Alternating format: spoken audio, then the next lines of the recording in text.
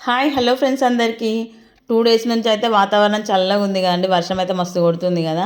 So మా పిల్లలకు వేడి వేడిగా పూరి చేద్దాం అనుకున్నాను.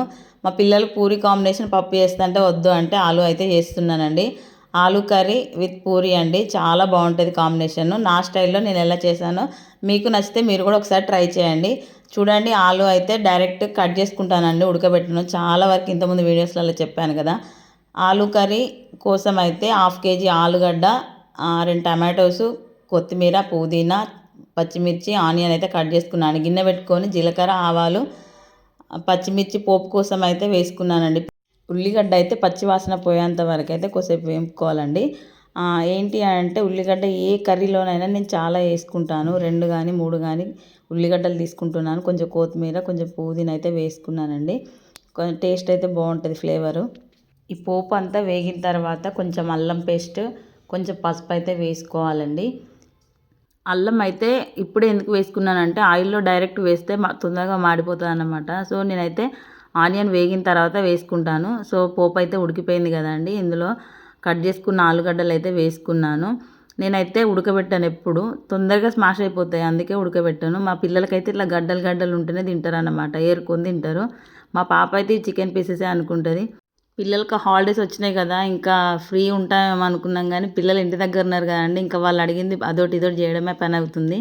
ఇక్కడైతే కొంచెం కారపొడి వేసుకున్నానండి, కొంచెం సాల్ట్, రుచికి సరిపడా ఎవరి ఇష్టం ఉన్నంత వాళ్ళు. మేమైతే కారం తక్కువ తింటామండి. కొంచెం గ్రేవీ లాగా రావాలంటే కొన్ని అయితే వాటర్ పోసుకుంటున్నానండి, ఎందుకంటే కొంచెం గ్రేవీ అయితే పిల్లలు తినడానికి ఈజీగా ఉంటుంది కదా. మా ఆయనకైతే ఫ్రైలు అంటే మస్తు కోపం వస్తుందండి. సో కొంచెం గ్రేవీ కోసం అయితే కొన్ని వాటర్ పోసుకున్నాను.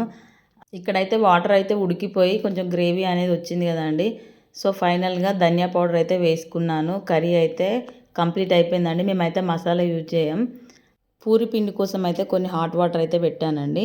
హాట్ వాటర్తో పిండి వేసుకుంటే ఏంటంటే కొంచెం మెత్తగా అవుతుంది పిండి, పూరీలు కూడా మంచిగా స్మూత్గా వస్తాయి అన్నమాట. సో కొంచెం ఆయిల్, కొంచెం వేడి నీళ్ళు అయితే పోసుకొని పిండి అయితే విసుకొని పక్కకు పెట్టుకున్నాను.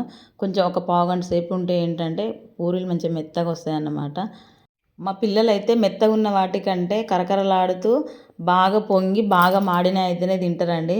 సో ఇక్కడైతే పిండి విసుక్కొని కొన్ని ముద్దలు అయితే వేసుకున్నాను.